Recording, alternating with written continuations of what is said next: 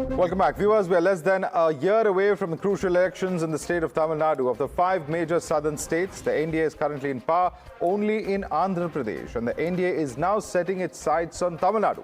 Earlier today in Parliament, the Union Home Minister Amit Shah made a bold declaration. He asserted that the NDA will form the government in Tamil Nadu in the year 2026. He further went on to say that the NDA government that will be formed in 2026 will end corruption and the liquor scams in the state. First up, here's that declaration from the Union Home Minister. Thambi दुराई जी चिंता कर रहे थे कि एक अलग प्रकार की आपदा आ गई है, शराब का फ्लड आया। थम्बी दुराई जी, आप इसका तो यहाँ रास्ता नहीं निकलता। मैं आपको विश्वास दिलाता हूँ, एनडीए की सरकार बनेगी और शराब का फ्लड सूख जाएगा। 2026 तक राह देखिए आप बस। ये शराब का फ्लड और करप्शन का आंधी दोनों रुक जाने वाला है। And getting in some breaking news, the ADMK General Secretary Edappadi Palaniswami has met Home Minister Amit Shah in the national capital earlier today. Sources tell Times Now that in the build-up to the elections, BJP High Command has been constantly trying to ally again with the ADMK to defeat the DMK. However, top sources have told Times Now that ADMK is hesitant to return to the alliance, mainly because NDA has O Pannirselvam, an AMMK party led by TTV Dinakaran. Let's take this across to our reporters who are joining us for more on this. We have Niyamika from the national capital. She's outside Amit Shah's residence. We also have Varshini joining us from Chennai. Varshini, what's the possible solution that the BJP can take out in this particular situation to pacify not just those who are part of its alliance already, but also potential ally and past ally ADMK? Well, Madhav, if you see, the whole point of this discussion is ADMK, which walked out in 2023 claiming that they were unsatisfied with the state leadership Annamalai and that he is disrespecting their leaders is what they had told, and that is what they've been maintaining all this while, even though in 2024 we saw about how the BJP reached out to the AIADMK for a possible alliance. But now what we are given to understand is that the BJP has said that this alliance will only look like the AIADMK and BJP coming together, and the already existing NDA alliance will exist in a separate manner, because what is very important here is the O Pannirselvam, TTV Dinakaran, or VK Shashikala are all people who have been evicted from the AIADMK, so, and they have been very strong about not reinducting them into the party. So that is why the BJP is also very keen on making a very formidable alliance to ensure that the AIADMK is also satisfied with having these names, because TTV Dinakaran is a very important name when it comes to certain community votes that the AIADMK is currently losing upon. And on the other hand, DMK is playing with the emotions of the people with the 3-language policy issue, language and also the delimitation. Therefore, only a formidable alliance looks like the only possible way for the BJP and the AIADMK to defeat quick update. DMK. Varshini, stay with us. Quick update from Niyamika as well. Niyamika, take us through what you're hearing as far as that particular meeting between Home Minister and Edappadi Palaniswami is concerned. Is the meeting over now?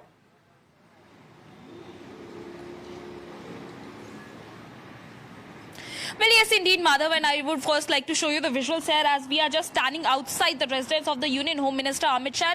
Just a few minutes before, it was the AIADMK leaders who have left from the residence of Union Home Minister, as this crucial meeting has lasted for more than an hour, and it is the information which we are getting from our sources that there was a discussion that has also taken place regarding the possible alliance in the upcoming 2026 assembly elections. The discussion had taken place as before that we have seen that how in 2023 this alliance between the AIADMK and the BJP had ended, and at that point of time also many of the senior leaders of the AIADMK were not satisfied with the state leadership of the BJP in Tamil Nadu. They were quite upset over the statements which were being given by Annamalai, and for that reason even recently also we have seen that how many of the leaders there are many issues as far as the alliance is concerned. It's still a work in progress, but certainly the fact that Edappadi Palaniswami, former Chief Minister, has met with Union Home Minister Amit Shah shows that there is some kind of a thaw. Will the ice be broken is the big question. Varshini and Niyamika, thank you so much for joining us this evening. Let's quickly take this across to our guests who are joining us. With us is Shekhar Iyer, senior journalist. Joining us also is Kishore Swami, ADMK supporter. A. Saravanan is spokesperson of the DMK. Kishore Swami, to you first. What really needs to be done? What are the roadblocks at this point of time, or really the thorns in the side, if I can put it like that need to be cleared before ADMK is able to join hands with the BJP once again? The roadblock that is there for Tamil Nadu is DMK.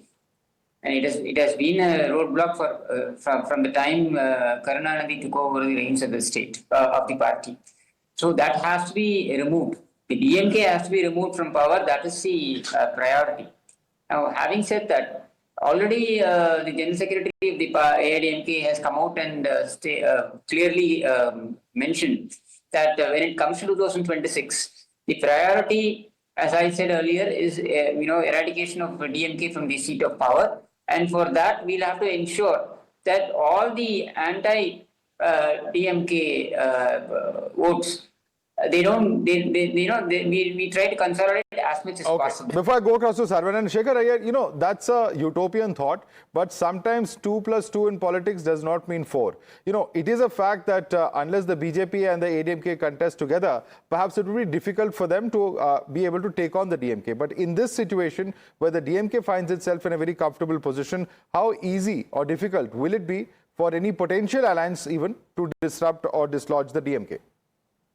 No, I think the attempt right now is to see that these parties come together, and the stumbling block was Palaniswami was insisting that the BJP should not put pressure on him to take O Pannirselvam or T.T. Vidyanathan into ADMK. Rather, he would not want that kind of thing. Let ADMK under him and the BJP have an alliance, and BJP in turn can accommodate them as part of a separate unit under the banner of NDA. Because prior to this, what was happening was an attempt was made for an alliance between Palaniswami and the new party started by actor Vijay, that is Tamil Vetri Kazhagam. Now what has happened is, a few days ago you heard Annamalai making a charge that actor Vijay is actually being propped up by the DMK. And the whole thing is to divide the anti-DMK votes. Now, given this background, definitely some ground has been covered because Palaniswami wants his control over ADMK to remain unchallenged and there should be no pressure on him. At the same time, I think ADMK is also expecting center to not to press ahead with the new education policy. Because that is a bone of contention in Tamil Nadu, where DMK seem to be having an upper hand at this given moment. You have brought a smile to the face of Mr. Saravanan sitting on our panel. Mr. Saravanan, do you think that these local issues and local sentiments, issues that the DMK has been rallying around, will have to be taken into consideration if at all this alliance has to materialize? Yeah. Yeah. See, it was very funny when Mr. Amit Shah was talking about corruption. BJP is the most corrupt party in our country, which has around 7,000 crores in their bank accounts stashed by way of electoral bonds and other various other things. And he speaks about liquor. In Pondicherry, where they are ruling, liquor is almost flowing around the streets and they are keeping quiet about it. And Uttar Pradesh, liquor is not banned, liquor is there flowing freely. And lest for them do all what they promise there in Uttar Pradesh and in Pondicherry, then they can speak about Tamil Nadu. And when it comes to the alliance of the ADMK and the BJP, when they were not in alliance, the understanding was always there. I have told you several times, the litmus test is this: unless and until the former ADMK ministers were arrested for their corruption by the Enforcement Directorate, you cannot rule out any kind of coalition or any kind of alliance between BJP and ADMK. They've always been traveling together. The ADMK has never ever criticized BJP. Let's be a little fair. Saravanan, they didn't fight the Lok Sabha elections together. Cases. One second, Saravanan, I mean, I understand your opposition to this alliance. That's perfectly understandable. But the point is, they didn't contest Lok Sabha together. They fought it independently. So where's the question of them always being together? Madhav, I would like to ask the gentleman, Mr. Saravanan, who has been in alliance with BJP? See, that's what I'm saying. Madhav, see, the issue is this. The question is to me, can I speak? We can't talk over each other. One by one. Question for Saravanan. Kishore Swami, please. One by one.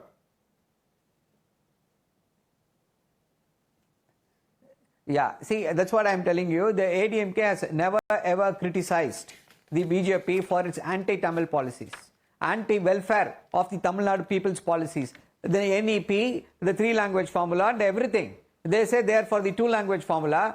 and if they're going to go ally with the BJP, we welcome that alliance. It will be very, very helpful to us. So that, we have been saying this, that there is no difference between the BJP and the ADMK. They are the anti-ADMK, that's it. And the people of Tamil Nadu will understand that pretty well. Okay, let me now bring in Kishore Swami as well. Kishore Swami, the larger question is this: is it now an existential crisis for the AIADMK? Does it feel that if it loses another election, it stands a chance of being completely obliterated because top leaders have left the party? There are support, traditional support groups like the Gounders, the community to which the Chief Minister belongs, who they also feel could be slowly slipping away from their control. Is that what's really happening on ground?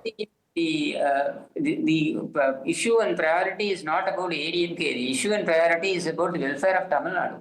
Now you are talking about the national educational policy issues which are, yes, they are there, but then you have to understand that they are not legally binding. We had a government till 2021 where the national education policy, which was introduced in 2020, was not imposed on us. Where is the question of that being imposed right now?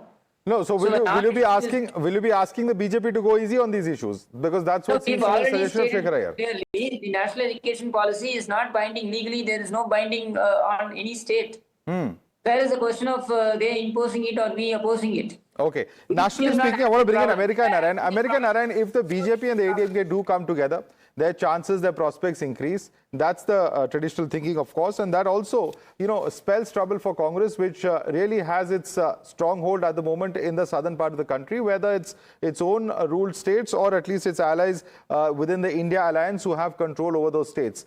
Could that change with these two parties coming together? America Narayan. Alliance is only for the state of Tamil Nadu. Congress position in Tamil Nadu as well as in southern states are very solid. In Tamil Nadu, Congress is having a great alliance with the DMK, and it's an alliance of principle. They see eye to eye on a lot of things, whereas ADMK and BJP have been fighting, and as you rightfully pointed out, it is probably existential crisis not only for ADMK but also BJP. If BJP does not get any seat as they did in the parliamentary election, I know they're not going to get anywhere. So it's an alliance of convenience, not conviction, and it's a time will tell. I think it's still a formidable alliance. The DMK-led alliance is, as of today, still a formidable alliance. So I don't think it's going to change the Congress DMK significantly, but it can get more votes for the alliance so they can say that, look, we are doing better. Okay, but I don't think it's going to make. We never know how these things finally pan out, but the big question, Shekhar Iyer, is this, that apart from OPS and TTV, the question that many would have on their minds is what happens to Mr. Annamalai, because he has been very, very critical of the AIADMK and its leaders, including late Jai Jalalita. Well, I think they are working out a formula. This is what I get to gather. A formula which there will be a coordination committee between these two parties. So that will mean that the ADMK will not be directly dealing with BJP under Annamalai. Rather, there will be a joint committee which will have its composition of both the parties. So that the frosty relationship between Palaniswami and Annamalai can be managed. So a lot of formulas are being worked out. But at the same time, both Annamalai as well as Palaniswami have declared that they are willing to do all that is necessary to end the DMK rule in Tamil Nadu. So both of them are, aware of the reality of the ground where these both parties will have to work together. And there are a number of anti-incumbency issues which can be taken to the people. And particularly right now, the unfolding saga of TASMA, under which, with the ED raids, things have shown how a lot of the state-owned money, exchequer money, has been going into the pockets of certain bureaucrats and politicians who are backing them. So this itself has signaled that corruption is back on the main agenda of the opposition parties in Tamil Nadu, and DMK is obviously on the back foot. That is why the charge that this whole issue of Hindi being imposed, the three-language formula issue, all these things have been brought to divert attention from the severe anti-incumbency issues facing the DMK government. Okay, that's a very, very important point. And Saran, I want you to answer that there is so much of anti-incumbency on issues of corruption. Mr. Kishore Swami, please allow others to also speak. Mr. Saran, simple question to you, that there is an issue when it comes to corruption, that all of these language politics related issues that the DMK is raising are an attempt to divert from what is, otherwise impacting the DMK and the Tamil Nadu government's image. Your response to that? Yeah, see, there is no corruption. The corruption by allegations by the BJP is a diversionary tactic. The BJP has been caught in the back foot with regard to the delimitation, and the aggressive onslaught when it came to this three-language formula was taken aback, the BJP. So they want to do something and suddenly they invent. And their usual ally, the Enforcement Directorate, comes into the picture, takes the FIRs filed during the ADMK regime and says 1,000 crore scam in Tasmag. What is the scam? Sir, there is a 1,000 crore scam. What is the scam, sir? What is the allegation? Sir, there is a 1,000 crore scam. This is the quality of the allegations made by these people.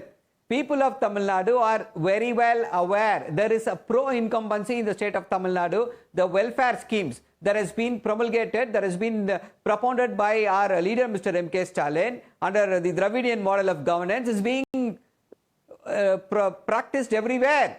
In Maharashtra, they credit the victory to this Ladli Behin scheme, which is made possible. This has been probably copied from our leader's pet project, Magalir Urimai Togai. In Haryana, the same thing happened. In Delhi, they promised 2,500.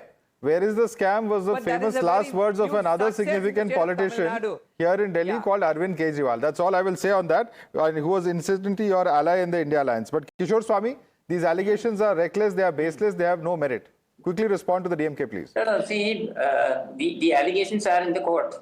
And significantly, you will see that the judges who came and gave a stay, they have recused themselves from the case. Now, this is one thing. Now, the second thing, what I am trying to say is, it is laughable that Mr. Saravanan comes out and says there is no corruption, because Senthil Balaji was actually jailed in a charge which they made against him. And after coming to power, after inducting him into the ministry, they come out and say that he has sacrificed. What has he sacrificed? You made the charge. You made the allegation. We filed the case. And that case went to its logical conclusion. Now, it is not only Mr. Iyer was talking about corruption. Corruption alone is not the issue. Corruption, yes, of course, is one of the major issues, but there is complete breakdown of law and order in the state. This capital city, today morning, we've had 6 to 7, we've had 8 incidents of chain snatching. Crime is on the rise. Okay, let me bring in Sarwan on that. It's not just the issue of corruption. People are suffering. Crime is on the rise. There are serious issues of law and order. And we have seen certain high-profile cases where the allegation has been that there have been leaders of the DMK where the police has gone soft on them. That has been the charge in more than one case. Validated by the courts. Sarwan. See, that is a preposterous allegation. See, cite one case where we have gone soft just because the persons involved are from the DMK. We are not running the BJP model of government to make every corrupt person, every person accused of heinous crimes to come to BJP and wash away his sins. That is not the model we practice in the state of Tamil Nadu. And our leader, Mr. M.K. Stalin, the Chief Minister, has something else. The morning they were speaking about an incident, chain snatching incident. Somebody from a North Indian origin, they have come here. They have indulged in this accident. They were on the way to Hyderabad. They were caught from the airport within 1 hour. That is the kind of competence. This is the problem. The end of the day, if a crime is a crime, when it comes to a crime, let's not get into either region or religion or gender or age. None of that matters. A criminal is a criminal, and that I think should be the approach in any part of the country. That's the approach that we expect those in responsible positions, particularly those responsible for law and order, to manage. I'd like to thank all our panelists for joining us this evening. Shekhar Iyer, Kishore Swami, as well as America Narayan and A. Saravanan. All eyes on what happens as far as the crucial alliance talks are concerned. Will it materialize is the big question indeed. Thanks so much for joining us this evening.